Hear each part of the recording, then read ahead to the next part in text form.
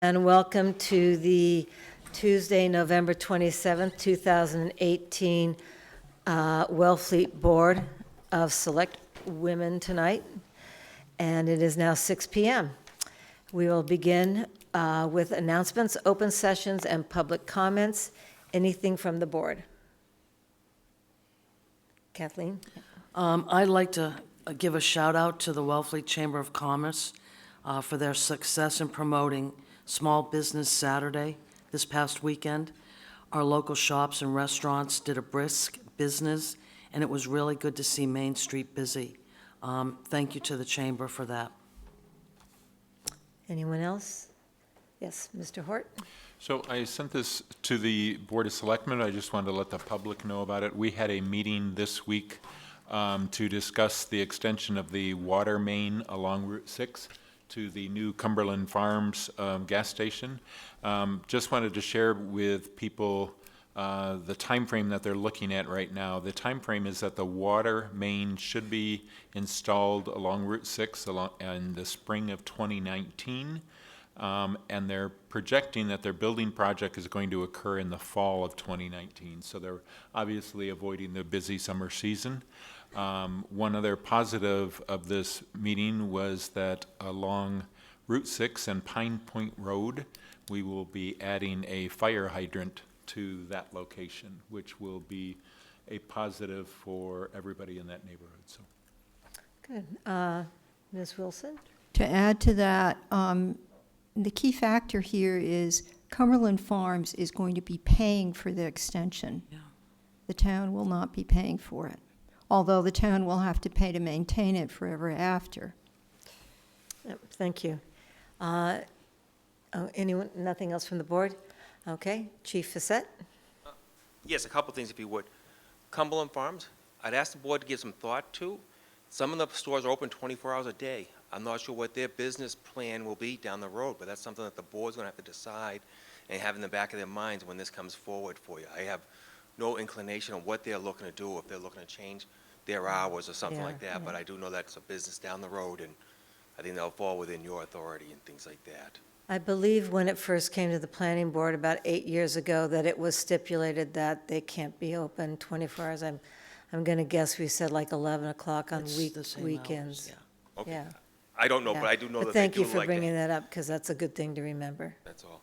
I also like to remind everybody the Wellfleet Police Department is a drop-off spot for pet food through January 15th. I brought this up at the last meeting.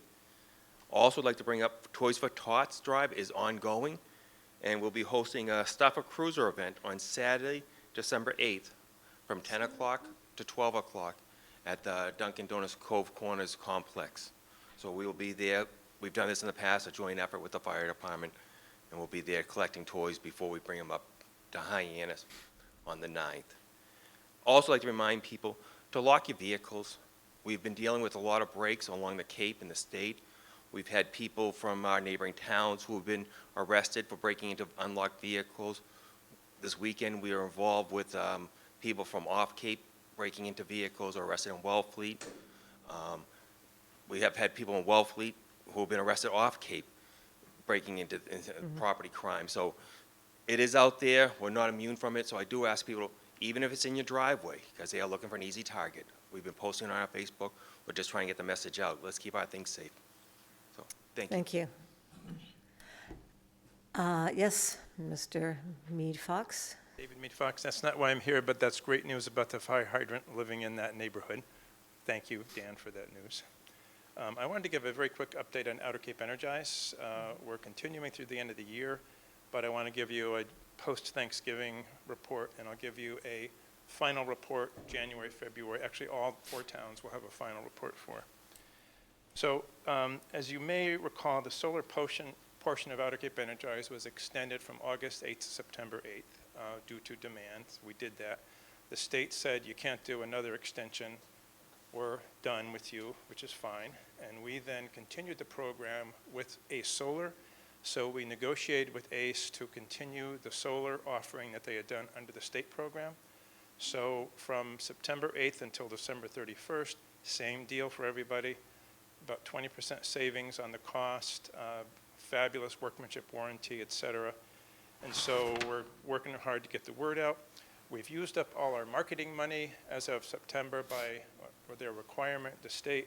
A Solar has stepped up nicely and is doing a marketing program, social media campaign, and a direct mail email campaign running it to the end of the year that appears to be going well. One of the reasons we want to do the extension beyond just more people having solar is we want to get to 800 kilowatts installed. This is all for the Outer Cape. And the reason is for every 200 kilowatts installed, A Solar will donate the equivalent of a 25 kilowatt solar system to a nonprofit. Wow. So if we get to 800, that's 4 nonprofits. Cool, 4 towns. Yeah. We have a plan in place to select the nonprofits. We'll get into that in January, February, but we think we're going to get there. Right now, we're up to 700 kilowatts with a number of strong leads in process. ACE has received 98 signed contracts throughout the Outer Cape. 72 installations are complete. It's more than I expected, actually. Of the remaining contracts, 21 are being worked on, and 5 are currently on hold because of construction or other issues that are being addressed. So we're pretty sure we're going to get to the 800. More to come on the nonprofit donation, and we're very happy about the overall program, and thank you for your support. And we're hoping that the nonprofits will benefit as well in town. And then finally, in January, the Outer Cape Energized Steering Committee is going to meet to decide what are we going to do next. So we may come up with a new project. Theoretically, we may not. But the hope is to come up with a second project to go into 2019 and beyond. And we'll include that in our report to you in, again, January, February. So, Great, thank Thank you. you. And just to encourage it, I put solar panels on whatever the first round was, and it's just no fuss, no muss. There's been no problems with them. During the summer months, I get negative bills on my electric. No moving parts. Once they get it moved in, it's just fine. It's easy. They call you if it's a problem, and it's really, really nice to have. So everyone should do it. Okay. Anyone else from the audience with announcements? All right, moving on. We'll go to public hearings to Shellfish Grant Transfer number 7454 from Joel Fox and Andrew Cummings to Andrew Cummings. Would you like to come up and say anything, or does Nancy want to say anything, or? I just want to thank you and the town. Well, thank you. A 31-year experience. We made a living. We did okay. We don't know anybody anything, so I guess we're ahead of the game. So you have seen a lot of changes in the shellfish community. I've seen a lot of changes. Some of them good and some of them bad. I mean, things we don't control. Yeah. When we first started, it was easy. You planted some seeds. Yeah. You dug them up, you had a customer, you took them, you dropped them off, and whatever have you. And then I did Serena's restaurant for Years. as long as they were there. Yeah. The beachcomber in the beginning. Now it's, you need ice, you need a truck, you need this, you need that. Profits go down, you spend more time doing it, but all in all, it was a wonderful experience. We had some ups and we had some downs. We had a lot of downs with Dr. Baker, as I remember it. And we got by that. Great. Well, thank you for doing it. Thank you for sticking with it and being an originator, an original person who did it. So, I just wanted to, on behalf of the town, thank Joel for his contributions in science. He worked a lot doing research through the years, and I've been amazed at how many different documents I've looked at from the past, and his name pops up in them as having collaborated. So I'd like to give him a round of applause for all their hard work in advancing shellfish.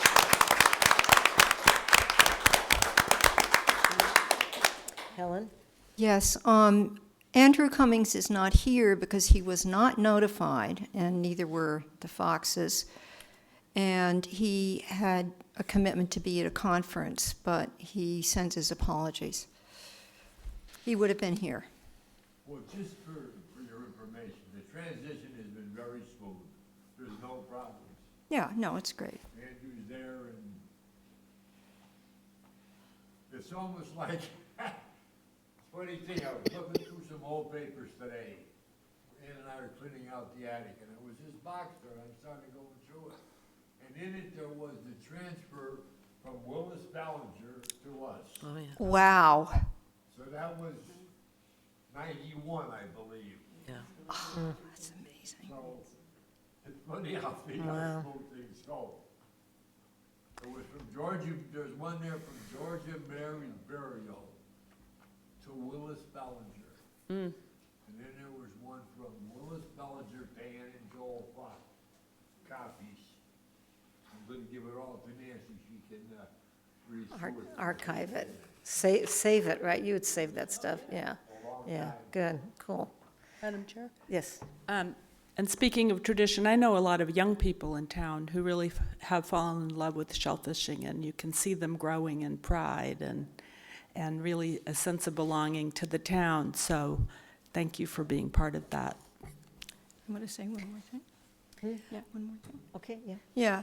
Yeah, nobody's mentioned this, but I had the privilege of serving for 9 years with Joel Fox on the Shellfish Advisory Board, which he was on for a really, really long time and did work for the town on that committee for a really long time. He had the best institutional memory of anybody on the board when I was serving on it. Okay, well, thank you. Thank you. Anyone else, anyone from the audience? That was good. Thank you very much. No? You can, We have to but make a motion. I get it, I get it. Do you want a motion, Janet? Yeah, you can. Thank you. And then now amendments to traffic rules and Oh, orders? no, No, I we need to didn't make make an a amendment. Oh, sorry, geez. I move to I was so transfer. happy. We have a motion we have to do. Yeah, Yeah. okay. I move to transfer Shellfish Grant number 754 from Joel Fox, Ann Fox, and R. Andrew Cummings to R. Andrew Cummings. Second? All in favor? Okay, thank you. Get the And now you champagne can out. go.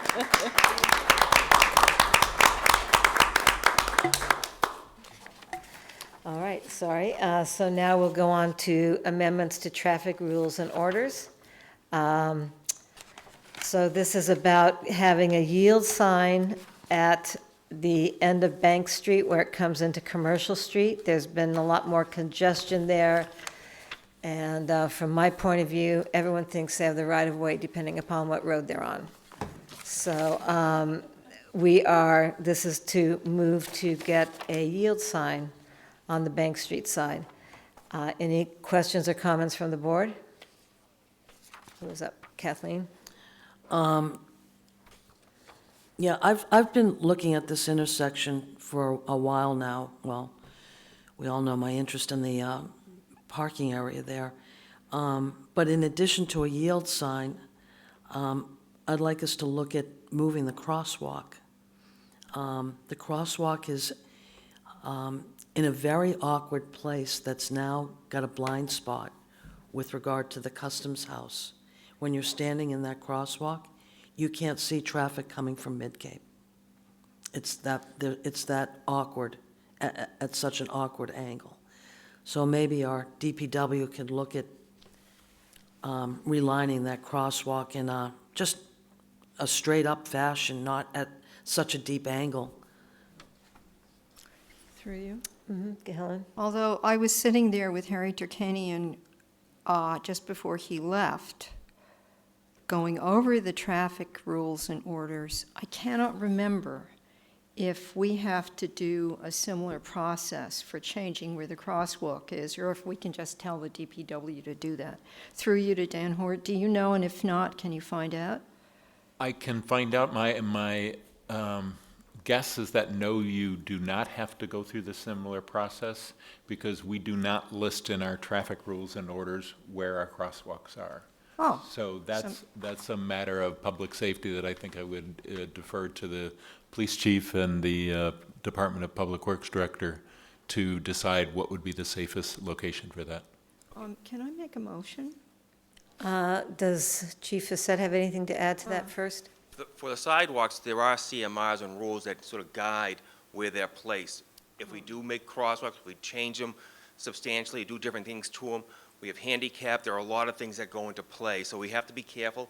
I think we can tinker with it a little bit, and I think we That's all I'm cover, asking. exactly. Yeah. So I think we can cover what we're looking to do there, but we have to be careful because a lot of other rules start to kick in about handicap accessible and all the different things that go with sidewalks and recommendations and CMRs and different things.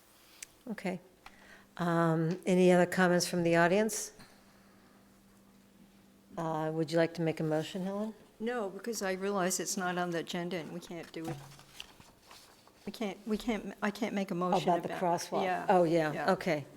Can I have a motion about the yield sign, please? I move to amend Wellfleet's traffic rules and order, Article, is it 5? Operation of Vehicle, Section 1, Obedience to Stop Signs and Yield Signs, Section C, by adding southbound drivers on Bank Street at Commercial Street to the last paragraph that authorizes the erection and maintenance of a yield sign. That's Article 6. 6. Yeah. Second. All in favor? Okay, motion passes, thank you. All right, so moving on to licenses, annual liquor license renewals. We can, when we read the motion, we can include all of the listed establishments that I have here, but if anyone on the board needs to recuse themselves or has a comment to make about a particular business, you could tell me now, and we can amend the motion.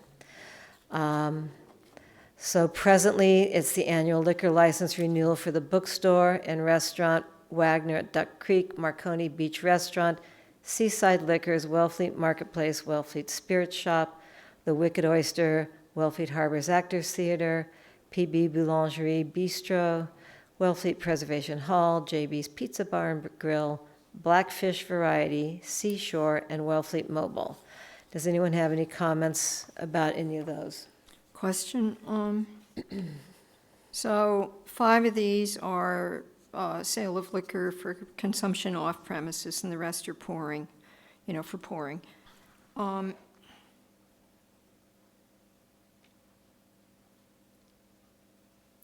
I'll leave it, sorry. Okay. Anyone else? Madam Chair, I'm going to abstain. Okay. So any comments from the audience on these renewals? So I would just like to say that always it's a good reminder that getting your liquor license is also a privilege, and to respect the town and respect the town that we live in a residential and a commercial area. We often have noise complaints, not that often, actually pretty infrequently, but that all the owners of these establishments respect that they may be near someone who either gets up really early or goes to bed early or whatever. We all know what I'm talking about. So please be respectful of all of our residents and non-residents. Janet? Mm-hmm. Sorry, point of order. I think, aren't you recusing, not abstaining? Yeah, Yeah. yeah. Yeah. Yeah, Okay, okay. thanks for that. Okay, may I have a motion? I move to approve the annual liquor license renewals for the following establishments: the bookstore and restaurant, the Wagner at Duck Creek, Marconi Beach Restaurant, Seaside Liquors, Wellfleet Marketplace, Wellfleet Spirit Shop, the Wicked Oyster, Wellfleet Harbor Actors Theater, PB Boulangerie Bistro, Wellfleet Preservation Hall, JB's Pizza Bar and Grill, Blackfish Variety, Seashore, and Wellfleet Mobile. May I have a second? Second. All in favor? Okay, thank you. Motion passes. All right, so on to the Local Housing Partnership appointment of Susan Spear. There you are. Okay, Susan's I here. knew you were right there. Okay. Well, your credentials look very nice. Do you want to come up and introduce yourself to the audience? And say why you're interested in the local housing partnership? Hi, everyone. I'm Susan Spear. I'm interested in this, in the local housing partnership because I'm interested in affordable housing, because I love Wellfleet and I want it to be here forever. I can give you many more, sort of concrete reasons, but I think affordable housing is one of the major keys to the viability and life and year-round flourishing of this community, and I feel very strongly about that. I've come to Wellfleet for 45 years. I love it dearly. I own a house here. I've owned it now for 13 years, and I hope to be here forever. My forever. Good. Any comments from the board? Kathleen? Susan, you forgive me, but we do know each other, but I've got a few questions for you. 1 year is a very short term. What is it you hope to accomplish in the term of 1 year? Well, one, I hope that's easily renewable, because based on what I've learned, I've been to 2 meetings so far, and I've always been interested. I've actually been involved with Habitat for a little bit. It's a slow process of change, and I'd love to be optimistic and say in a year we'll get at least 1 new site located where the town could help build affordable housing. I'd love to find 1 more family who could get one of the down payment assistance and find a house that they could buy.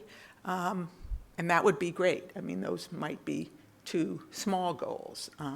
The other more global aspect of it is, it's what I know so far, which, isn't that much.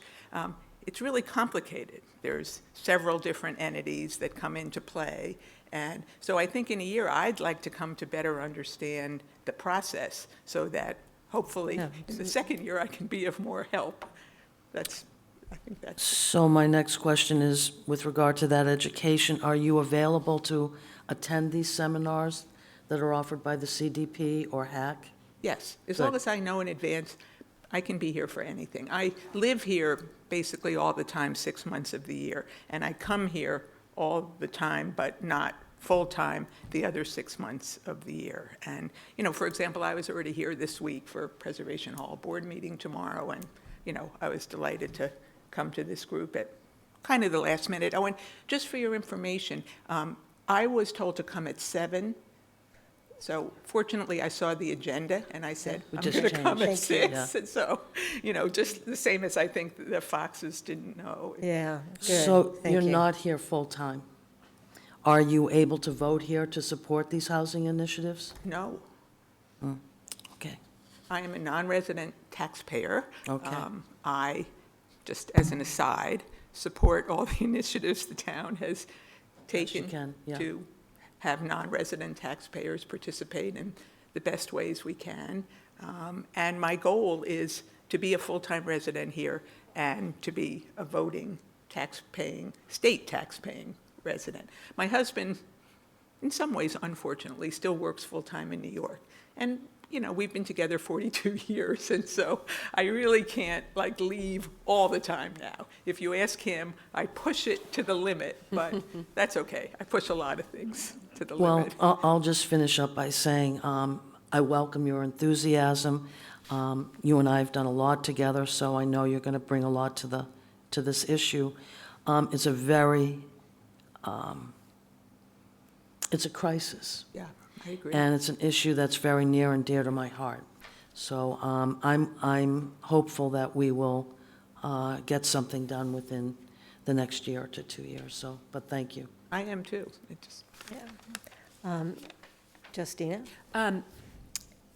Do you mind my asking what kind of medicine you did or do practice? No, not at all. I'm retired from full-time paid work. I am a pediatrician. Because I would think that would be a great background. I'm sure you've seen many different family situations, and often the housing. Yeah, I worked in inner city, New York City. Sure. That was where I practiced I helped run a community health center in Washington Heights, so. Well, I think that's a great perspective to bring to the issue. You'll be a wonderful addition. May I have a motion? Any other comments from the I audience? move to appoint Susan Spear to the Local Housing Partnership for a one-year term to expire June 30th, 2019. Is there a second? Second. All in favor? So wait, does it Thank you. expire June? So this is what I'm, this is, It's okay. so yes, you are on the board now, but why is it only a one-year term? Well, I but mean, June is only 6 Yeah. months. Yeah. yeah. So you must be taking over for someone. Somebody Yeah, must I have don't resigned to theirs. actually- Yeah. I don't know. So, okay, go ahead, Helen. Yeah, and just by all means reapply, Yeah. and thank Yeah. you so much. Yeah. Yeah. Thank you. Thank you. No, but I'm just looking at the list of boards and committees, and the Natural Resource Advisory, Housing Partnership, and Cable Advisory are the only three boards that have Vacancies. that have one-year terms. Yeah. And Surprised at that. who's in charge of that? We are, and I was there when we created the partnership's charge, and we can fix that. We Yeah. can do it easily. I think we could, I mean, unless people, well, if you don't really like being on the committee, you just quit, so. But I think Yeah. it would be, Could we, really 1 year, by the time June rolls around, you're just getting, used to the Getting terms anything, and maybe. everything, Yeah. getting to know what's going on, so, okay. Yeah, so we'll put that on our agenda to revisit that, our Okay. future agendas. Okay, well, thank you. So now use of town property, Wellfleet Chamber of Commerce, December 8th, Town Hall. What? the same day that Ms. Spear, Dr. Spear, submitted her application, we also got an application for the planning board position Yes. from but- Dr. Mead Fox. That's So right. aren't- But it's what- not in our packet, but yes. That's right, Yep. Yeah. Okay, sorry. yeah. And that's it with appointments, right? Yeah, Yes. sorry about Good. that. And by the way, if anyone does come in late, because we are starting at a different time, we would accommodate them. So let me just write this down about future agendas, one-year terms. Okay. Good. All right, so on with use of town property, Wellfleet Chamber of Commerce. Anyone here from the Chamber of Commerce? No. We did not ask either of these two to be present because they're both previous events. Yeah. So for the audience, the Wellfleet Chamber of Commerce on a week from Saturday, from 4 to 5:30, will be having their annual lighting of the trees. There's usually some music and sing-alongs, and it's really quite a lovely special event. So can I have a motion to accept that? I move to Approval? approve the use of town property by the Wellfleet Chamber of Commerce at the Town Hall lawn on Saturday, December 8th, from 4 PM to 5:30 PM, subject to the conditions, if any, as listed on the application. The fee for the nonprofit has been waived. Second. All in favor? Okay, thank you. And then moving on to Ragnar Events, I guess they're not here either. No. Chief can say something. Oh, okay, there you are. Yes. I'm not asking or removing my okay on their application. I just want to inform you that they may not be coming to town after all. They have had some issues in other towns. This is an all-night race that races over a couple days, and some towns that have issue because of the routes they take, the hours they're at, residential. We've been fortunate, they've been through our town, I think, 8 years, been a long time. Yeah. And in that time, they've never had any issues or any problems with them in the town of Wellfleet. So that's why we support them along the way. But I have heard rumblings that Eastham may not authorize them to do or use their part of town, so unless they plan on hopping over or something, they may not be coming.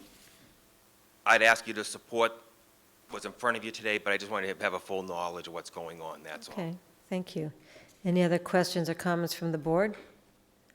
You want to postpone it? No, or from the audience? No, I think we could approve this, and then if they don't do it, they don't do it. So may I have a motion?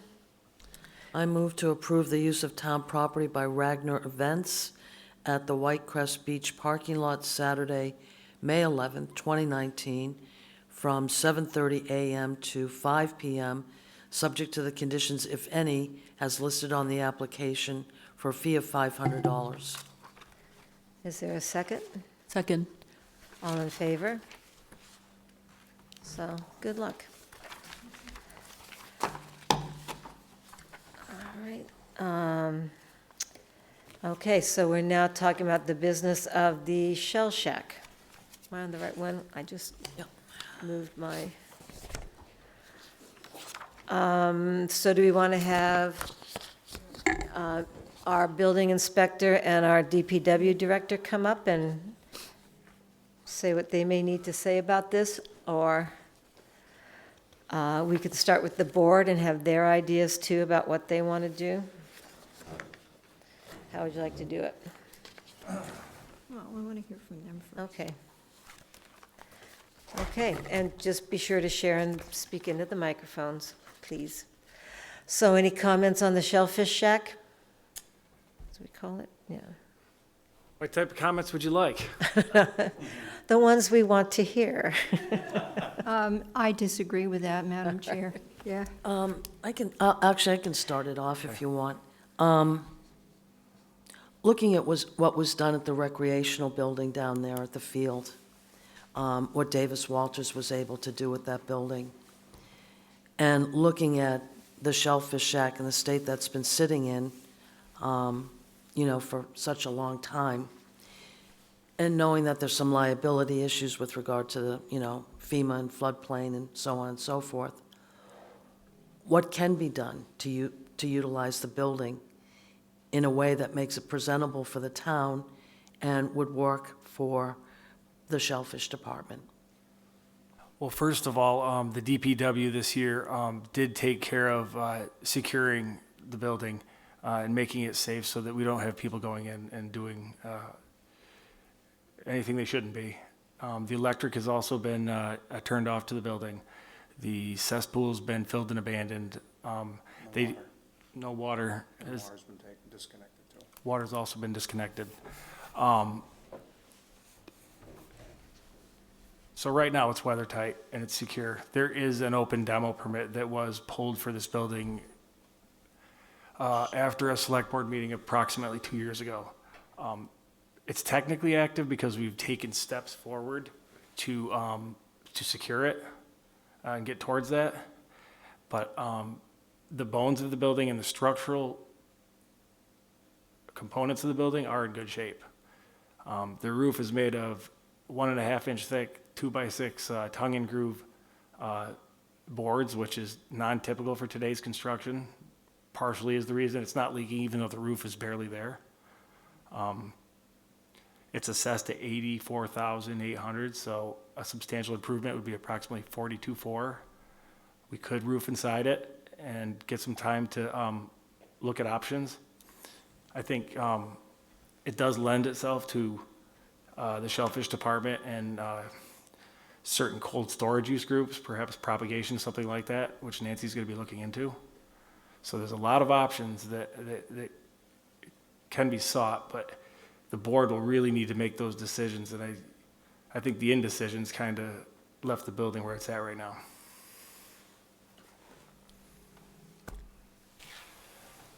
Any comments? Can we hear from Mark? Well, I think, correct me if I'm wrong, Justin, but the options are within limits. And the limits are what we talked about earlier, as far as maybe you want to outline what those limits might be. I'm sorry, I can't hear you. I'm sorry. So the options that exist have limitations, obviously, at least at this point. And the limitations are what's set forth in the building code as they exist right now. So maybe, I don't know if you want to briefly go over that with them? So there are limitations on the building. It's just in poor shape because of sitting for so long without any direction. The numbers I was stating, the assessed value of this building is $84,800, okay? Is what, forgive me, what? Sorry. The assessed value of the building is $84,800, and that's just the structure. Excuse me, through you. This is a different assessment than we heard before. What happened? Well, I think there's an appraisal out there, and I don't know, I haven't seen it, but I think there's an appraisal out there. But I'm just using what the town's information is from our assessor database. At this Thank time. you. Sorry. Okay, sorry. Yeah. So the parameters Mark's talking about is a substantial improvement is when you hit 50% of the fair market value of the structure. The structures, the land's worth 900,000, okay, on the assessor card. The building's worth 84. So if we hit that line of 42,000, say, we'd have to look at having an engineer come in to mediate for floodplain regulation, for FEMA mandates on the building code. But at this time, the DPW has done everything to make the structure safe by boarding up, keeping it weather tight for the time being, but it's getting real close. So I think we could skin the roof and the side, if that was the will of the board, within that 42,000. So. Yeah, I think it would be good to keep the building. It is being used now, and it's not in good condition, as everybody knows, but as you said, to kind of do enough repair, if that's the right word, and maintenance to clean it up and make it used either for storage or, I don't know, we've talked so many different various things, but to at least keep it going so that when there's a final decision on whether it's an upweller or something else, just even storage. I mean, that's what I would like, is to do that. Any additions or comments on that? Justine, I'll let you go. So you're saying we should you're saying that without triggering the engineer in the floodplain, we'd have 42,400, and you can see a roof and the sides? Permits, one single permit could get up to that value without going over the substantial renovation. But we might squeak out a roof and the sides for Yeah. 42? Yeah. And then the upweller that, Janet, those wouldn't be the price, that wouldn't be the part of the value of the building, isn't No, that? No. So it's we can do it, appliances. we can go pretty far. What about the electrical and the plumbing? You said the water's disconnected. Does the plumbing still work? Or nobody's looked at it quite yet? No, it's beyond repair at this point. Right. Well, Yeah. No, Mark, yeah. can you grab it them? exists right now. Yeah, so- take the mic, Mark, yeah. The way the plumbing stands right now, it's really not functional, so that would need a rehab. for lack So of that better- kicks into that 50% number, right? Kathleen? Roof and siding, what about windows? I mean, can we work with the windows that are there, or, how do we make this building look to our guests and visitors like we care?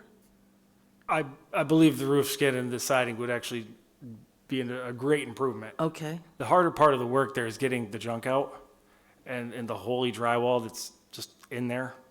It's really a cold storage building, but if it got taken down to the bones, it'd look a lot better on the interior to you all for the decision, and Nancy. But just to get the stuff out with the dumpster does not go towards that substantial improvement at all. okay. Justina? I wonder if we've thought about the issue of whether with that 50% threshold that we're working with, if a donation counts.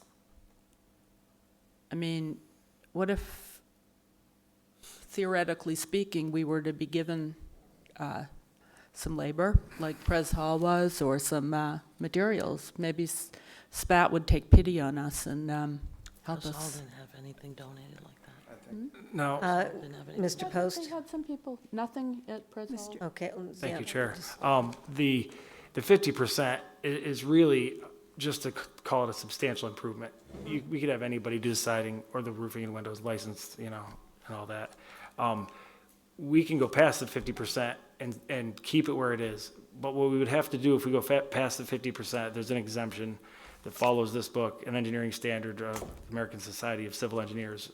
This is cited by the building code to be used as a reference when working in the floodplain. Being that this is not in the R use group, meaning residential, we have that option.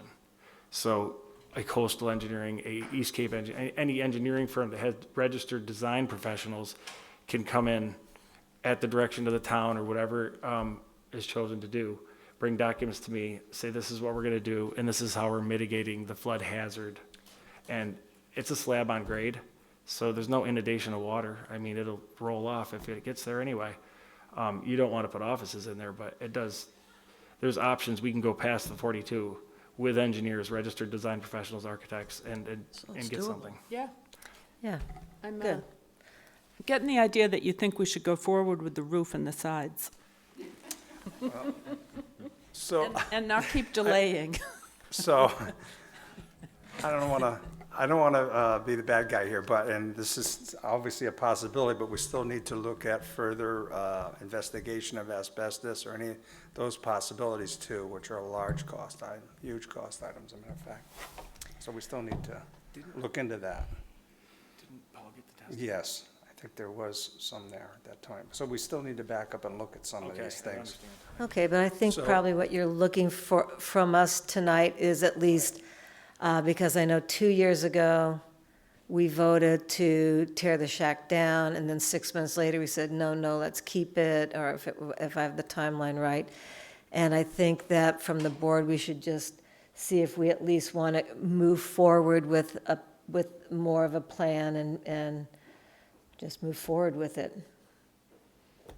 Yes, go ahead, I'm looking. So, couple things.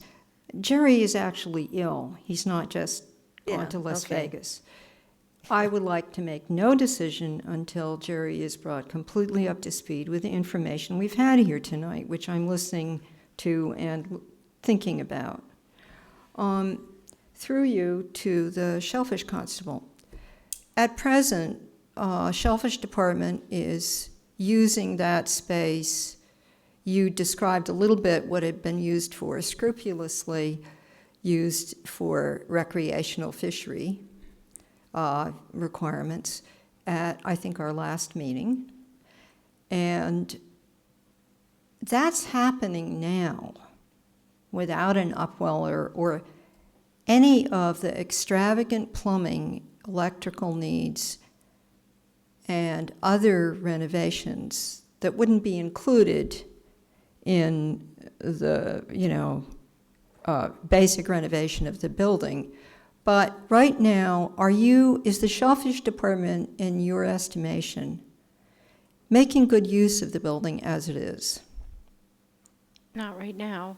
I mean, we used it this summer when we could have the doors open. We used it for staging and building bags and aquaculture operations, pre-operations before we put stuff on our propagation bed, like measuring seed and things like that.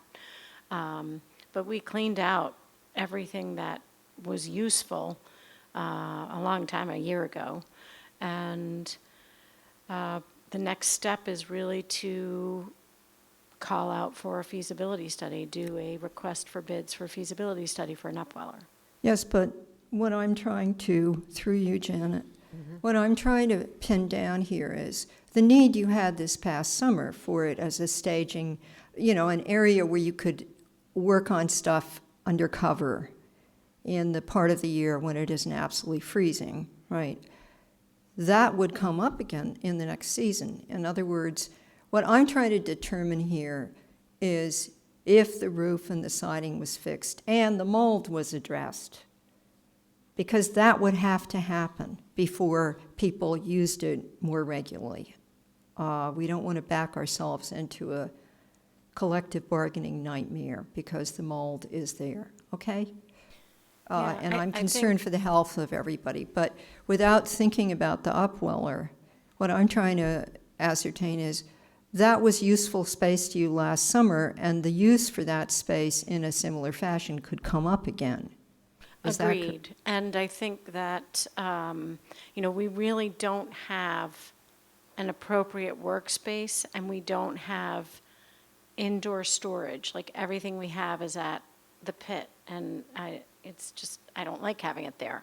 It's just open. But some things like the rebar racks are fine, but I'd like to have our bags, sometimes I think it would be better to have them protected. But at any rate, if we could, use the downstairs of that building, if it was gutted and remediated or whatever, we could use it certainly for work in the summer and storage in the winter. Okay, so the next question, I want to tag on to what Kathleen said. A lot of us know that windows are the most expensive thing. And nobody over there in the Justin Post, Mark Vincent table has said anything about the expense of the windows. You talked about the siding, you talked about the roof, but how about fixing the windows? Doesn't that add a lot to the price tag of, fixing it so it's usable? Yes, it does, as long as it's within the Yeah. legal realm of what Justin allows us to do there. But I would feel much better if we had a decided purpose for the building, whatever that is, before we go forward on any improvements. So if the selectmen decide this is the purpose that we want to utilize this building for, it's much easier for us to go forward and make decisions and and come back to the board with that. So just one more question for Nancy, pinning down facts here for all of us. The upweller could happen, maybe it wouldn't, okay? Let's sort of forget about it except for one thing. Let's say the building was, this outside part was repaired, the windows were fixed, there's still no water, but there's electricity, okay? And the whole inside was gutted, so it was nice and clean and usable for the purposes that you've already used it for, only it would be a better, more usable space, okay? Way better than the sand pit. Would gutting the inside and cleaning it up and addressing the mold then really make it usable for the purposes in a good way? Would it be Yeah. efficiently usable for the storage and for the, work in the summer and so forth? I believe so, yeah. Okay, so that is a good use for it, whatever else happens with the upweller, right? Definitely. Okay, so as we all know, I would have preferred, up until this conversation tonight, to have it just be beach, and for the town not to invent some use for a building, because one of the ways we keep our eyes on the bottom line is not to spend money when it isn't really important, when it isn't really useful. But I could see if it's possible to do it without triggering the FEMA requirements, if we could fix it so that at least we'd know the Shellfish department would have that workspace and that storage space, which you really do need, right? I could see going for that. Now, if it's just workshop space, like Nancy's saying, and just storage, I think it lends it to that very easily. Because I think the issue is if it's actually sit-down office, carpet, computer, it's not all that. If it's used as an outdoor workshop, I think it lends it to a very useful thing for them, even with the minimal repair. So could we get some slightly more detailed assessment of how much it might cost to treat the mold, do the siding, do the roof, and do the windows, and obviously the doors, that hasn't already been done, so that it could be seen that we could actually do it without triggering FEMA? And I did hear what you said earlier, Justin, but could we get some sense of that and then meet on it again when Jerry's back and has been briefed? Yeah, I think that's a good idea. What do you think, guys? Well, I think the purpose of tonight is to just a find out discussion. from Justin and Mark that, and the board that, again, we had voted to tear it down, so now we have to kind of vote to at least look to the future to keep it and renovate it. And I'm not sure whether it's renovating or refurbishing or just skimming it over and making it look nice, but I think we all know it should look nicer to the public and to us. So Anybody else have any comments or want to move it forward? Yeah, I want to pick up on something Justin said, that it was well-built and that the roof, although it's been neglected, is tongue and beam, tongue and groove, which you wouldn't see now. And I think that if this was a building on any of our properties, we wouldn't want to give up the footprint, and we would want to use it. So I think that we should heed Justin, and I know we're not going to decide everything tonight, but I think that we need to move forward with some decision. 42,000 is a relatively modest expenditure. Nancy has uses for the building, and it's only good real estate to keep the footprint, keep the Yeah, building. maintain it. Yeah, maintain it, and it's not, I mean, people keep saying black mold. I had to have a building remediated for black mold, and I had a really nice old-timer mold guy come. I'm not going to repeat what he said because Yeah, I might be it's misinformed, toxic. but, we really, apparently the white mold's the kind that's really dangerous, so I think we've kind of filly-faddled around thinking the building's way worse than it is, and it's a decent building. Let's, sure, Okay. we'll wait for Jerry, but we should move forward now. So I don't know if we need a motion, but we can have one if you want to make it, but otherwise, do we just agree to go forward with going forward? I will make a motion, though. Okay? I move that we ask Justin, Mr. Post and Mr. Building Vincent, inspector and and whoever DPW. else needs to do it, to give us what I asked for a little earlier. In other words, the figures as close as you can get, roughly. Yeah, to come up with a Yeah, plan. for how much it would cost to do those particular building refreshments. And also, if you don't mind, a memo about the way to get around the 50%, okay? The half, The evaluation. yeah, so that Jerry can also look at it and be fully briefed. So that's a kind of complicated motion, and I apologize, Mary. But again, I'm moving So that we, just, can we move to go forward with the request for an RFP for, no, not an RFP. no, just those Request things. for proposal, no. No. No, what do we want from My you, I'm Justin? making my motion. I'm making Justin tell us what the motion should be. So, no, I'm going to issue a legal document to the town, even though I work for the town at the end of all this. So I'll probably defer a lot of this to Davis, just, Okay. Yeah, sure. to come up with some of this, just to keep things separated. But I think we're in good shape to do that. And I can help No, Davis.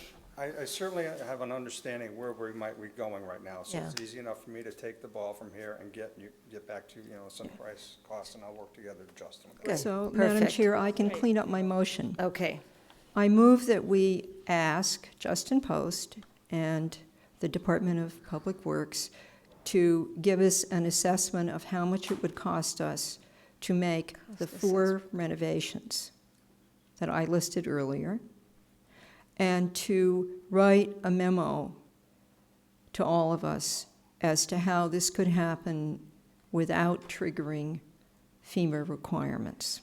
That's very specific, okay? yeah, Okay. fine. Second? Second, Second? all in favor? Thank you. Thank you. Okay, thank you. Good. Thank you very much. That was good. Yeah. Yeah, good meeting, yeah. Ba-da-ba-ba-bum. Review of town fees. Are we going to go over each fee So or just Madam Chair. comments we have? basically, this is part of your policy to look at fees each year. So in sending this out to our department heads, I have not gotten a recommendation, a single recommendation to increase any of our fees. So if there is anything that you're looking at specifically that you would like them to consider, develop more of an idea that something that you feel the fees should be increased, right now I'm not getting any recommendations from my department heads to increase the fees. I think they adjusted them all just a couple of years ago, right? 2-3 years ago, 2 years ago, I would say, so they're probably up on it. Kathleen? Yeah, Madam Chair, through you to Mr. Hort, I'm going to read you off my suggestions for increasing the beach fees. I'll read them off one at a time. I'd like to take the 3-day fee that is now currently $55 and go to $65. Are you referring to beach stickers? So this is on So, page 3 yeah, of so of go the a little list, slower, so we're all, Hold 1 minute. up on the top on page 3. Yeah. Okay, sorry. Okay. Okay, second, I would like to take the 1-week fee of $90 and move it to $100. 2-week fee of $170 and move it to $180. A seasonal fee that's at now $300 and go to $400. Resident taxpayer stickers. Resident taxpayer beach is at $25. I'd like to go to $35.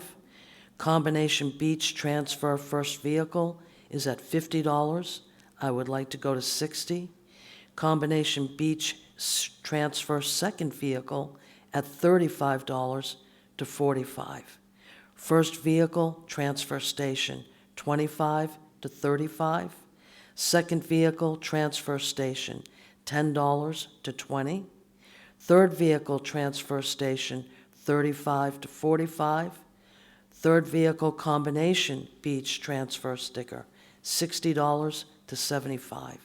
I think if you look at my increases, they're very minor, but they bring us up to what other towns are now charging for their transfer station and beach fees. so I would just comment that it is up to Suzanne Grout Thomas to increase them, and that, We can make a but recommendation. you can make the recommendation. Anyone else with any other fees? No, I just have 2 questions for Okay. Kathleen. I didn't catch the first one, the 3-day sticker for visitor sticker. 3-day sticker right now, Helen, is at $55, and I want to move it to $65. Right, and then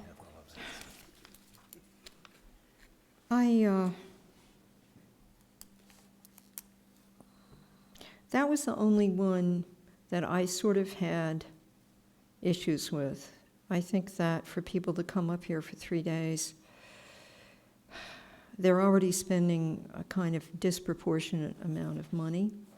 So that was the only one I really Divide had an 3 issue. into 65, and it's a pretty good deal. 18, yeah. Well, as I said, you can make these recommendations, and Suzanne will come back with what she thinks, and we can discuss with her too. But I agree. I don't know, we've got 2 owners here of a tourist industry. Do you guys get many complaints about beach, if the 3-day beach sticker price went up? Do you think you'd get a lot of complaints if it went, say, from 55 to 60? Oh, yeah, and you have to go to the microphone. Please.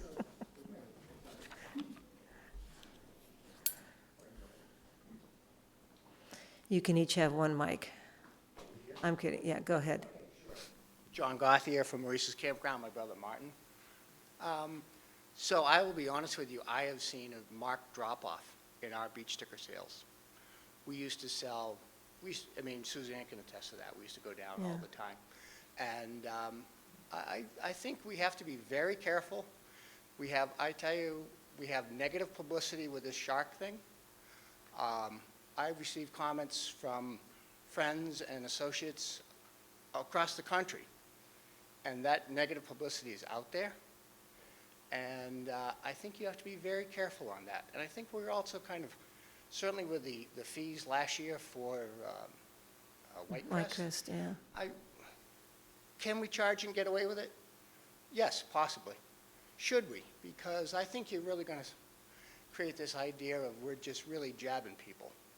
And I think we want to be tourist friendly. We want to make sure they pay their fair weight. but I don't want to get to the point where we are really taking advantage of them. Okay, So that's kind of my comment on it. thank you. Marty, you have any comments? Okay, good, thank you. Justina? I mean, I really support the fact that the beach is a fragile resource, and I probably see eye to eye with Kathleen on that. However, I just want to point out that we're looking at that room occupancy tax coming down the road, and I think that we really don't know what kind of effect it's going to have. I own rental property, and I know that when I raise my rates 10%, it's a hardship for some of the families that rent from me. And I think that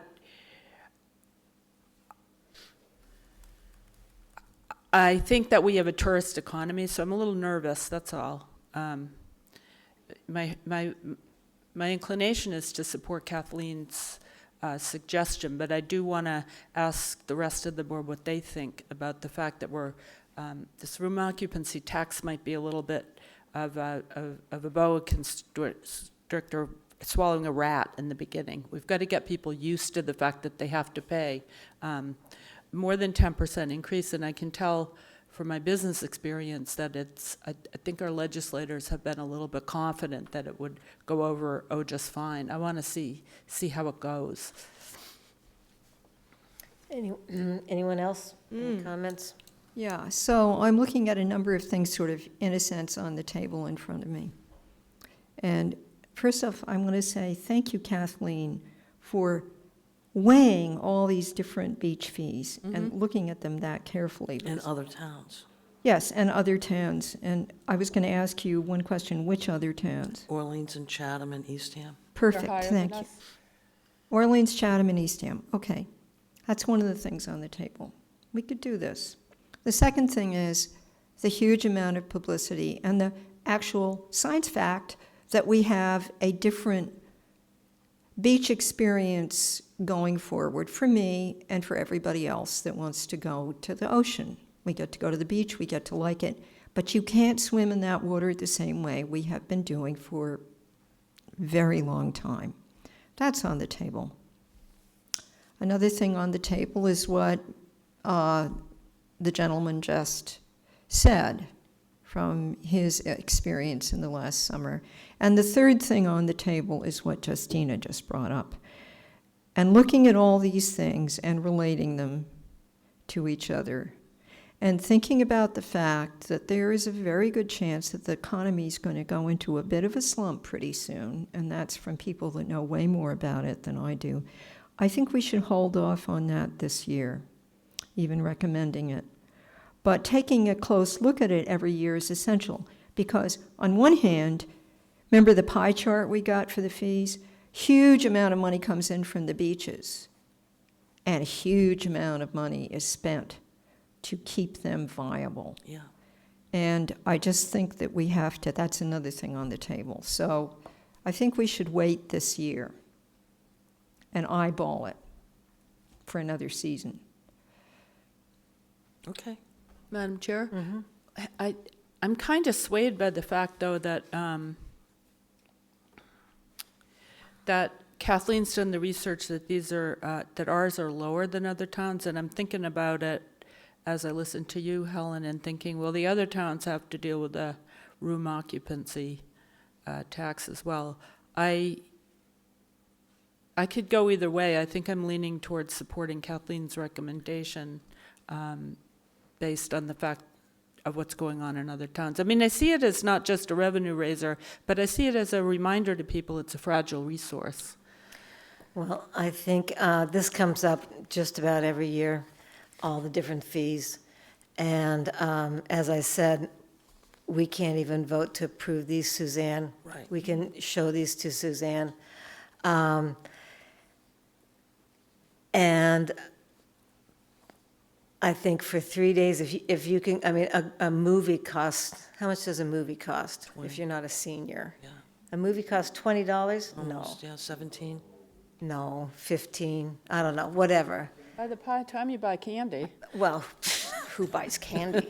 But anyhow, so I've always felt that our beaches are so beautiful and wonderful, and people really don't pay that much for them, considering. I also want to add that we may be charging at different times for parking in the center of town, or charging more for people coming off on buses. You know, that's part of the parking task force plan.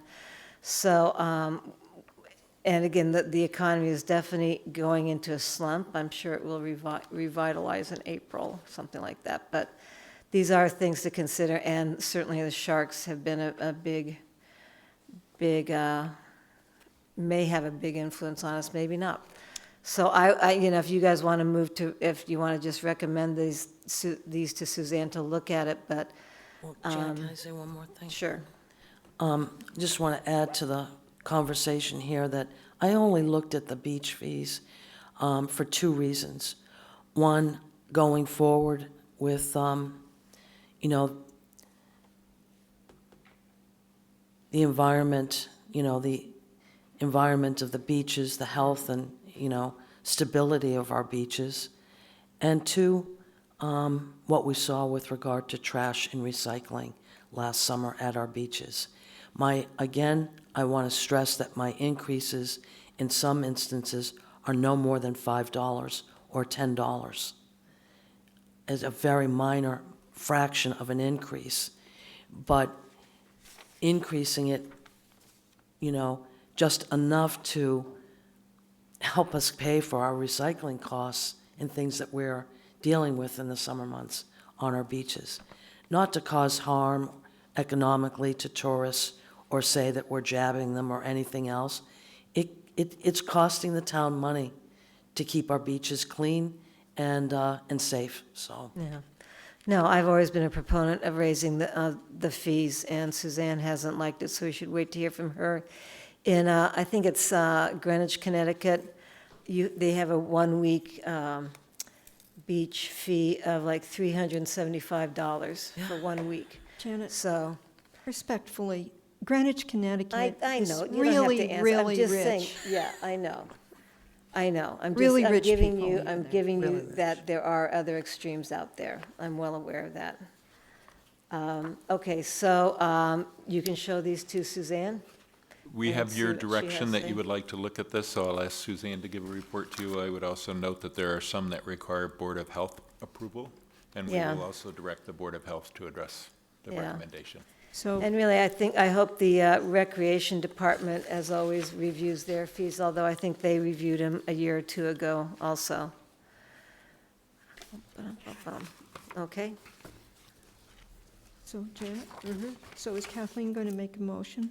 So I don't think we need a motion for this, but if you guys feel you want to make a motion, I don't think we need a motion for it. It's Well- just a discussion of the fees. No, but Kathleen wants to send it to ask for a recommendation. So, And so we just send in and ask for a recommendation. Do you no, we are not, All right. respectfully. So this is a good thing to have thought about, but I would not want to ask for this. In other words, I would not want to ask Suzanne to consider it as something that we as a board would like to do. That's why we need a motion, right? So what would your motion be? No, I would ask respectfully Kathleen to make the motion because she has brought I'm it. completely flummoxed on that. Yeah, I'm Helen. not going to make a motion that we're asking Suzanne to look I at the think- fees or To- change them. I mean, just No, let her no. look at it. What I'm understanding here is you would like to see a motion because you would like to vote against it, because you do not agree with it. No, No? no. Does the board recommend this change of our fees for the beach or not? Oh, And so Kathleen can just say, you know, it's a 3-to-1 vote, it's a 2-to-2 vote, but we talked about it and this was the vote, and so she gets to see who among us, I mean, it's a very specific idea, it may be a good one, so if I make a motion, let's see how it feels. Can I do that? You may. Thank you. You know, you're also recommending these exact numbers. Yes. Okay. I move that we send to the beach administrator a recommendation to consider the amendments to the beach fees as specified by Kathleen Bacon. And I've written them all down, and Kathleen has written them all down, so we can send them to her. Second. All in favor? Okay, motion does not pass. But we will, Can we get a will. vote of who is against? Oh, yeah, I'm sorry. I just assume if you're not Yeah. voting, you're not voting. Okay, 2 against. And- But I do think it is a good idea to show these to our Yes. beach director. Yes, and she will Okay. see how the board voted, Moving on. and she will look at the figures, and it will all be very clear to her, one way or the other, and then she'll do what she wants. Yes, yes, she will. Okay, Herring River Restoration Project Council Agreement. Helen, What? I'm just guessing you have something to say on this. Probably, but I'm in a listening mode tonight. So this is just we all got the letter and the agreement between our chosen attorney of McGregor and Legere to represent us in the Herring River Restoration Project. And there's also a fee agreement that was enclosed in that. And we've discussed McGregor and Legere a couple of meetings. And so this is just to designate them, vote on designating them, and move to approve the contract. It's 2 things, actually. Yeah, that's what, yeah. No, we moved to designate them. And move to approve the contract. Yeah, and to then also appoint them as special municipal employees, which we have to do. So, okay, Yeah. I didn't read the whole motion, excuse me. Yeah, That's,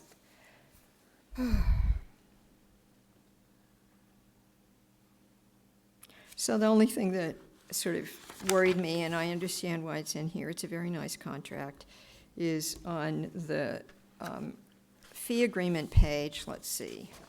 Yeah, it's not the cover letter, it's the fee agreement page. It says, we will bill at these hourly rates, and then it says in boldface, however, we do not guarantee these fees or budgets because all these wild cards could come into it. So there is sort of a framework of Yeah. agreement here, but basically it says, we might cost a whole lot more than this, but let's just hope that doesn't happen. I'm just highlighting it because they did. because they did, good, yeah. Yeah. And I'd like to ask the town administrator how he feels about it in all frankness. I'm completely comfortable with the contract as presented. Okay. Any other questions? Any from the audience? Okay, may I have 2 separate motions? Okay. I move to designate Attorney Gregor McGregor and staff of McGregor and Legare as special municipal employees. Second. All in favor? Now the second motion.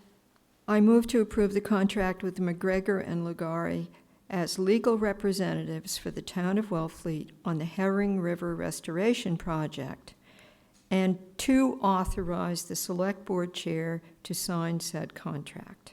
Second. All in favor? Okay, thank And you. through you, Mhm.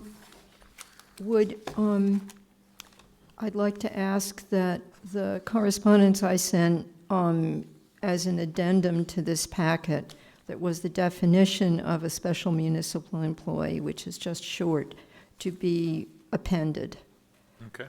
please. It was the Good state's, suggestion. we all got Yeah. it, yeah. Good. Okay, approval of signatures on landfill lease and power purchase agreement for the solar array at the town landfill. Everybody get their lease agreement and Yeah. everything? Did everybody read it? Yeah, it looks, Any questions or comments from the board? I have a question. Yep. So through you to Dan, I read the lease too, but I'd like to ask both in this order, Dan, and through you to Dick Elkin or David Mead Fox or anybody else on the Energy Committee, how they feel about the contract. So could we have feedback from those 2 groups? or people? I've been working with town council probably for 3 to 4 months on this contract, so I wouldn't have brought it forward to you unless I was comfortable with it, so I would defer any potential comments to the chair of the Energy Committee. This is the lease agreement? Yes. And specifically, Yes. I have reviewed it, I'm comfortable with it. I had one comment that the area to be leased was not defined in the version that I saw. And before we sign the lease, it should be sketched out. We are not leasing to Amoresco the entire area inside the fence, but only an area that's about 10 feet away from the arrays. So you have it now? I didn't. May we pass this to Mr. Elkin and just? I don't care what it is, as long as it's defined. Yeah, it's this one. Have you Okay. seen this one? Okay, all right, so that was my comment. Did you see this? No, I didn't. No, let's Oh, just all right, have just him pass it. really look at it, because that, you're right, that's important.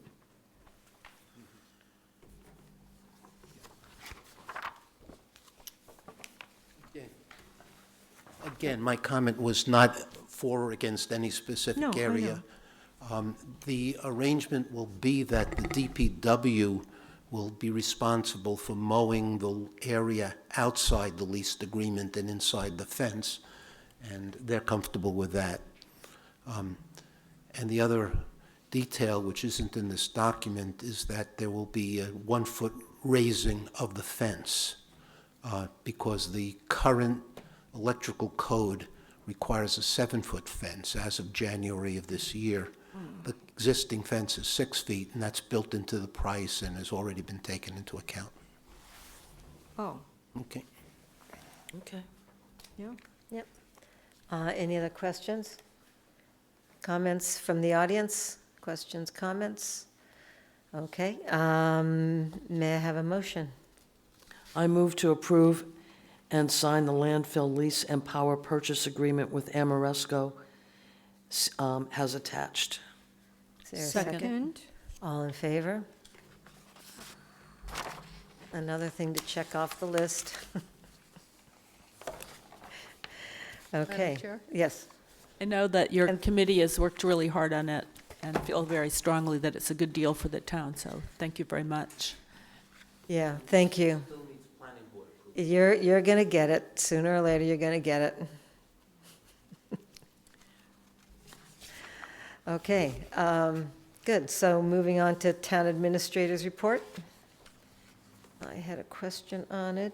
So I wanted to ask you, with the Economic Vitality meeting, how often do they meet? Like, what are they doing? And if people have an idea, can they approach them? Are they, there's a couple of people who have some nice, business seminar ideas, things like that. Do they just ask them, or would they? The Economic Vitality Committee is a group out of the Preservation Hall nonprofit group.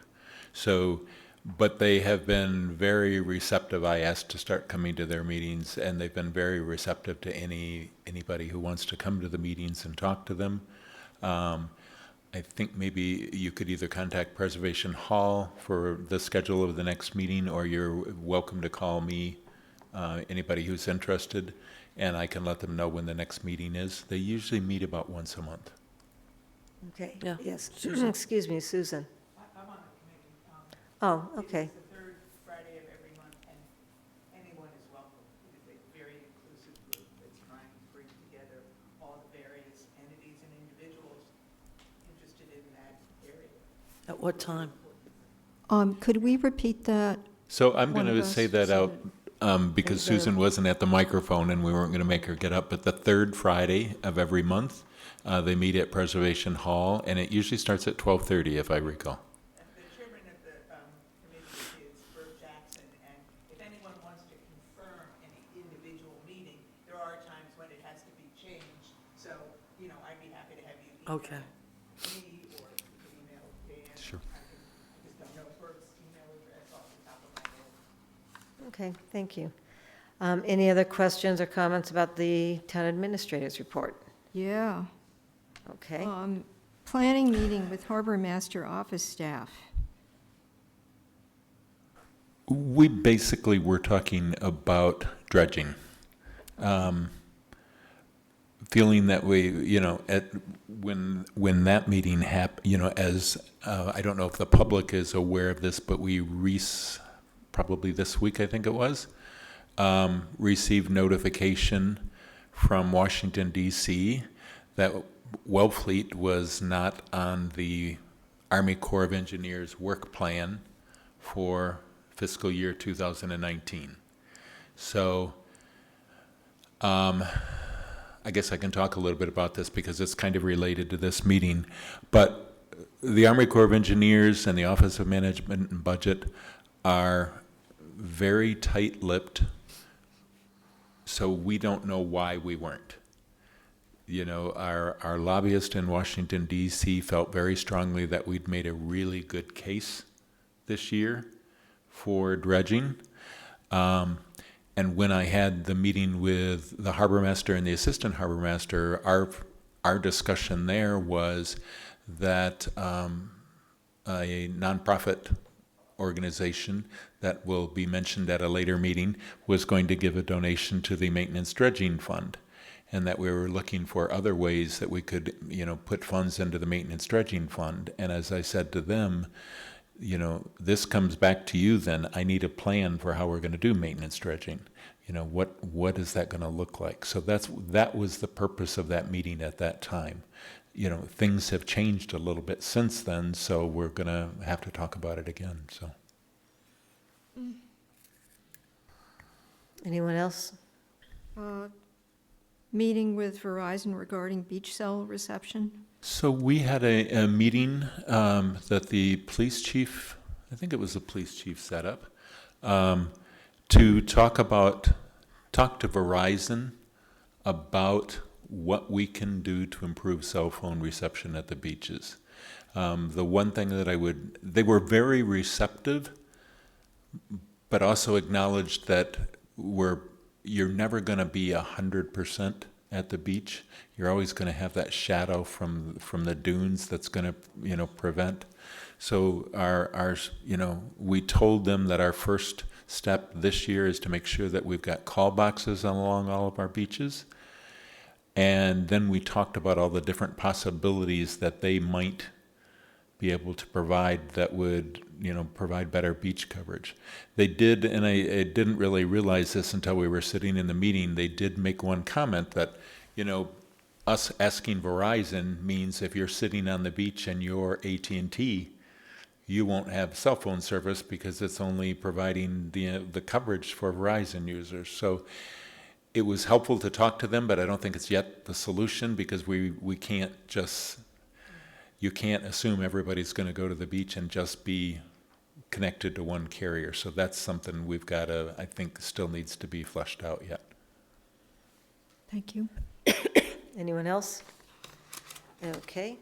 Thank you. No complaints. Open meeting law training. Okay, good. By the way, I just followed up with the assistant town administrator today and our town council as to what possible dates we're going to do for the open meeting training. Because if you recall, the last time we were attempting to do this was in the winter and it got snowed out. So we want to get it done before the holidays so that we're not running into weather issues again. So, Janet. Yes, Helen. Also, this is a little bit of staff work that they wouldn't have to do, but that every new, that all board and committee members get told to do it, and that particularly new members who haven't been on any board or committee before be required to do it. I don't know how you enforce that, but I don't know that we could require them to attend, but we will tape the meeting and then strongly encourage the chair of each board or committee that if the people on your board or committee aren't able to attend, that they should then watch the videotape of the meeting. Yeah, and that I strongly I think it's really important when you communicate with boards and committees, especially some of the smaller ones, and this is absolutely true with the Shellfish Committee, you've got to send it to all of them at once, because chairs aren't always able to communicate as well as all that. And why not, we've got listservs, why not just blast everybody with it? I don't have everybody's email address. I have committee chairs that I've assembled, but I will work on getting more of the committee members, actually, so that they're included as well. Yeah, because every time somebody applies, they have to give their email address. So it's somewhere, Jean has a lot of it, I know. This came up with the Shellfish community, where it turned out that there was a whole wealth of email addresses, and they just hadn't been put in one place, which Nancy Chavetta has now done. Justina? Well, I can say that I went to the open meeting class done by Joe Powers, and I was dreading it and sulky, and it was really, really great. Yeah. So I think putting it on YouTube's a really good idea too. Joe, you were just such an entertaining speaker, and you somehow made it interesting. So I think putting the PowerPoint that I think Joe had and the YouTube is a really good idea. It's surprisingly entertaining, and I think anybody serving on a committee maybe they're not as much of a nerd as me, but they might enjoy it. Isn't it mandatory for regulatory board members to take it? I don't know that it is. At least new ones, not all of them the yearly. Ethics, Ethics the is, online ethics yeah. thing is required. I don't know for sure, but Is, I'm guessing that Mr. Powers, by the time he gets to the mic, will be able to answer that yeah. question. First, thank you for that. I enjoyed presenting that topic. The requirements under state statute for any member of a public body are receipt of open meeting law educational materials, open meeting law statute, open meeting law regulations, state ethics regulations. Each of those has a booklet that new members have to sign indicating that they've received it. That complies with the law. The next step of finding out whether they've read it or understood it is not there. But those are the requirements under statute. Yep, okay, Janet? okay. And even if they hadn't been given all that, it doesn't matter because they have to comply with it. Whether or not they've taken it in, they have to comply Correct. with it. Yep. In other words, the appointing body, the municipality and the appointing authorities are obliged to get them the material to meet them halfway.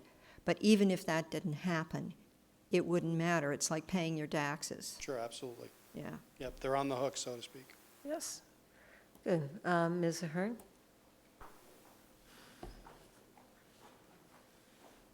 I just wanted to say, I took an open meeting law with the state that they have quite frequently, and the Secretary of State, and I guess it's the Attorney General, has a great staff that you can do by yourself online, so. Yeah, I mean, I think I did mine on the computer, but we also had Copeland and Page come down, and They just recently offered a bunch of Biggie. training classes, but they yeah. didn't offer any on Cape Cod, so they That's right. didn't bring them to us. So. This was a webinar, and yeah, that's because what it's I the did state, it. it's, unbiased, and they're Yeah. very good. yeah, no, they come up every so often, it's mandatory, and you do them, and if you get it wrong, you just go, they give you another chance or two, so, yeah, but it is important to just know how, if you're on a committee, what's important and how things function. Okay, moving on to topics of future discussion. Anybody got something? Yeah, I got stuff. Kathleen? A little over a week ago, when we were notified that the tree in front of Town Hall was going to be coming down because it was a liability, and we had had a pretty severe branch come off of that tree. I asked our town administrator if it were possible to instruct the DPW to put that wood aside, possibly at the pit, for Wellfleet families in need of using that for fuel. And I realized we don't have a policy with regard to this. And we have several families here in Wellfleet who are hard-strapped in the winter months and could benefit from this type of fuel assistance, whether it be, wood from, a town-owned tree that, gets cut up and hauled away. It doesn't have to be split and delivered, but might the board consider developing a policy of trees that are felled on town property to be set aside to benefit those in need of fuel assistance? I think I'll- it's I'll usually put that done somewhere. So is, We don't have a policy, is what Yeah. I'm saying. yeah. I'll work with you and with DPW to write something up and bring it forward. Yeah. Yeah, and I really support that. This has come up before. And what's interesting is we do have, I think it's a general bylaw, I'm not quite sure, but anything that's worth over $500, you can't just get rid of. And this came up once before in a horrible way in the early 2000s, and nobody got to use that wood. Yeah. My second future concern has to go back to the dredging, which Mr. Hort mentioned. I would like the board to consider appointing a task force for dredging going forward for the next year, possibly 2 years, writing a charge for that task force and what we need to do to dot the i's, cross the t's, and be shovel-ready when we get in the queue again for dredging.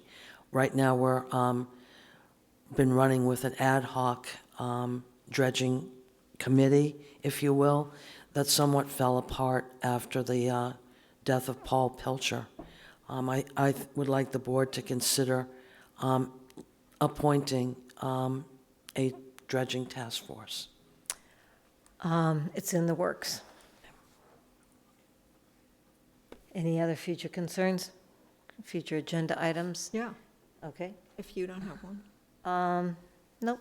I Okay. covered a lot of them. So it came up at a meeting of another, committee that I went to earlier, that there was confusion about the fact that we do not actually, according to state law, have a policy where we can have remote participation in meetings. And not even the very knowledgeable department head who was at that meeting knew that. So I looked it up, and I said something. I said, there was somebody participating, and I said, it's good when people can participate, but we can't do that here. And it was a very thought-out, careful decision that was made years ago about remote participation. It was well acted on, and we decided not to do it. But two things. One is, if the board thinks that we should consider it again, let's have an agenda item about it and be brought up to speed about the pros and cons. And there are quite a few cons. Under state law, the requirements are very strict. The other thing is to have a memo go out to the department heads that sit in on boards and committees and the chairs or the whole thing, that we can't do that, so that people know they should show up, right? Or, like that. Because that's kind of a very serious infraction under the open meeting law, and we can't do it at present. What do you mean we can't do that? Because we have not, according So to... when you said about the chairs or the department heads coming in, then you say we can't do that. We cannot have remote participation in meetings now in Wellfleet because we haven't gone through the process of agreeing to do it. Yeah. And it's very carefully laid out. So arguably, meetings that happen with remote participation are invalid, ? So let's get it straight. Maybe we want to take another look at it. But the main thing is, as of now, there are people out there who are, very smart and experienced who don't know about it and are having a meeting with remote participation anyway. All And right, so, I see what you said. yeah. Okay. So the second thing is, we've gotten really a certain amount of input after the bike trail meeting that I couldn't go to. And the state the state gets to decide on it. But, and you all were at the meeting, right, which I couldn't go to? No, you weren't. Janet and I. Yeah, but I would like this board to take a look at what we know about it, have an agenda item, and write a letter of recommendation as the board to the state about it. And this needs to happen pretty soon, right? I'm looking at Dan. Isn't there some time? I think it was in November. The limit? I think the deadline has already passed. Okay, so we're screwed. Okay. If I can respond to that without discussing it because it's not posted. Right. I believe I had informed you that I had asked Stantec, who is the consultant that's working on both the Cape Cod Rail Trail and the Route 6 and Main Street redesign, to get their two consultants within that firm together and talk about, is there a possibility of having a separate standalone bike path that would go along Route 6 through Main Street? And that option is possible. So the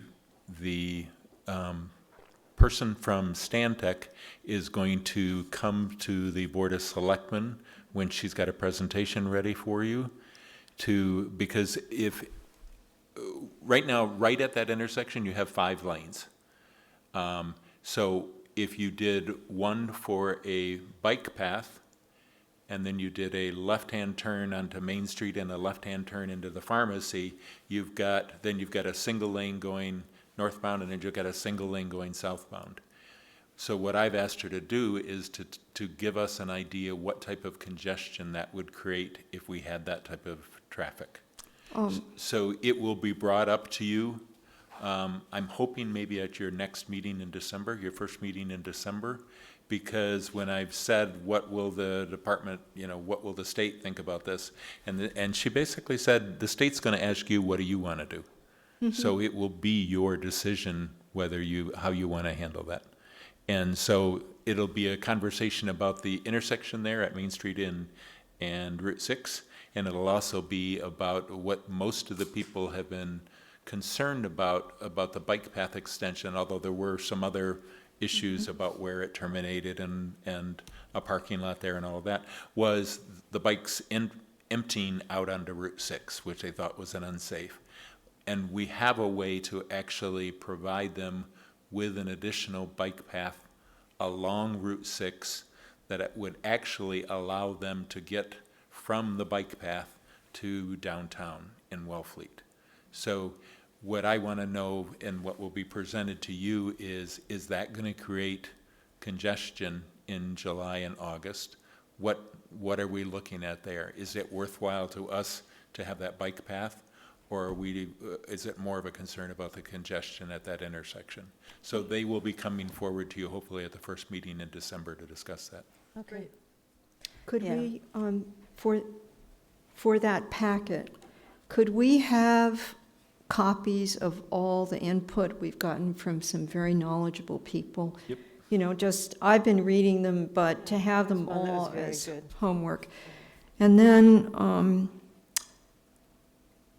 future agenda item, let's just slam bang, do it really simply and change the term limit for the partnership, housing partnership. That'll take, 2 seconds. Yeah. And then I'd like to look at the idea of having, and this would be with the beach administrator, all over this country in national parks and so forth, people are told, what you take in, you take out. And to have this be at our beaches. In other words, Carry in, carry out. yeah, what you carry in, carry out. And have this be a new regime at the beaches. And how hard is it? They schlep all that stuff there, and when they come home with it.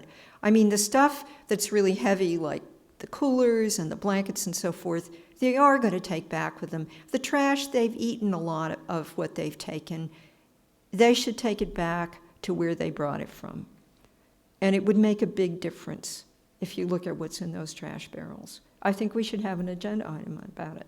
Okay, so a policy, you want a policy of carry in, carry out? I mean, how are you going to enforce that, or signs, or what do you? No, I mean, this would be a beach regulation, right?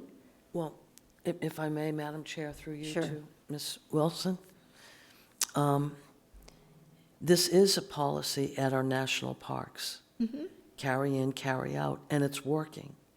But for a larger discussion on this, not only include the beach administrator, but include our recycling committee, And who've been looking at, DPW, yeah. who've been looking at this Yeah. and wanting this to happen for a long time, so, I didn't know it was working at the parks. yes. Well, I mean, let's wake up. Yellowstone is carry in, carry out. I think we should, I'm going to take your eye contact as a yes. yeah. I think we should ask Suzanne Grout-Thomas what she thinks out of professional This respect. is kind of an ongoing, Oh, has it? well, no, it's an ongoing issue. I mean, garbage is always an issue here. I'll also say people don't go to Yellowstone to party on the weekend. Well, You I know, just think It's a whole if, different mentality. Back I those Sure we sheds. do. I But just think yeah. before, Yellowstone. Well, just not the way before, they before party at jumping the in, beach. I'm all for the policy, and I think we should do it, but let's ask Suzanne Yeah, to what talk we about could- it what with we us could and not. do. And then the thing about the one term for the housing, I also think we should ask them what they think. They're working Yeah, real we have hard to- on that we have to committee. get Yeah, their we opinion should. first. Yeah, But I'm going to tell you, when it first got drafted, I was the person who actually drafted the charge for it. I was there when we voted it. And that wasn't my idea. And I can't remember can't why it remember why, happened, yeah. but it was like, what, you know? well, let's just ask what they Yeah, think. how they feel about Yeah, it. and the other two committees too that have just a one-year term. Yeah. Okay, any other future concerns, agenda items? Okay, minutes? Okay. So, page 3, there's a big hunk about 3 Kendrick Avenue.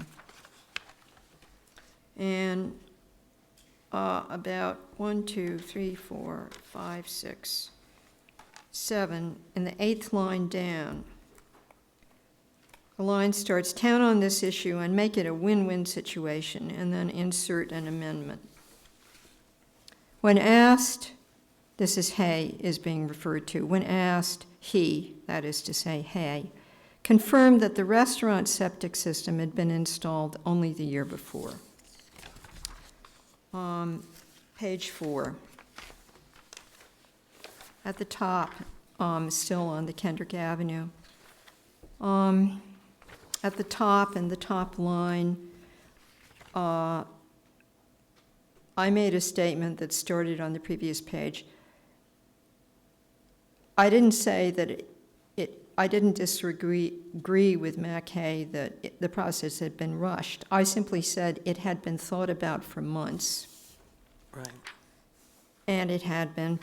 And 1, 2, 3, 4, 5, 6, 7 lines down. The sentence is, "The town was not required to purchase the property." And then Harry Turkanian said something very important, which wasn't in here at all. Harry Turkanian from I'm sorry, Helen, can you tell me where you're at right now? Yeah, page 4. Page 4? Okay. Yeah, top of the page, that big fat hunk of letters. Okay. And it's, I believe, 8 lines down. It's the line that starts with, "Required to purchase the property," period. And then insert.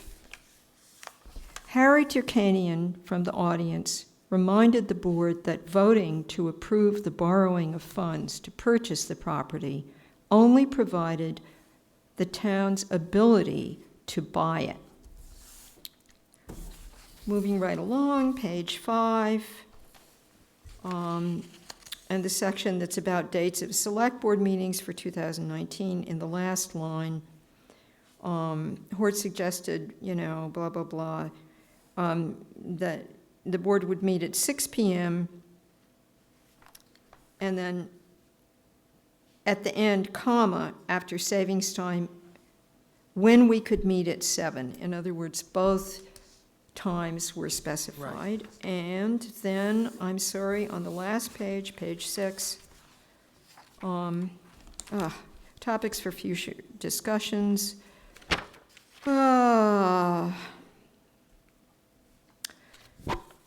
Wilson said that the marina fuel tanks needed to be replaced. She also, insert amendment, asked if restaurant owners still had to ask permission of the licensing board, or at least give notice when they wanted to close for a while, period. Hort said he thought they did. That wasn't in there. And then the next paragraph down, Wilson said that, it's something about the tax exemption program.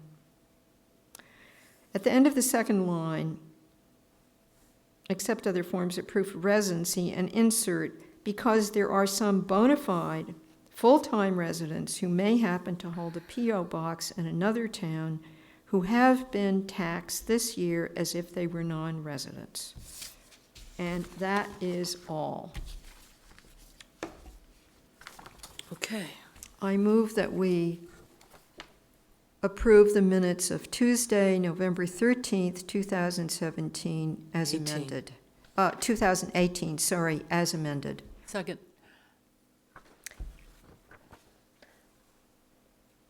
All in favor? Just to catch up, I am not now looking at everything again on the video. However, at times, when there are numbers, I have gone back and checked. I'm Okay? sure. It's very Yeah. nice of you to do all that. Thank you, but I need you to know what my process is, and I can't, what has taken me way too long in the past was inserting it, with the red print so you get Sure. it before. I really apologize for that. that. Okay, good. I move to adjourn. Second, Heartily second. yeah, All really. in favor? You get it. Out of here. Thank you. Home, please.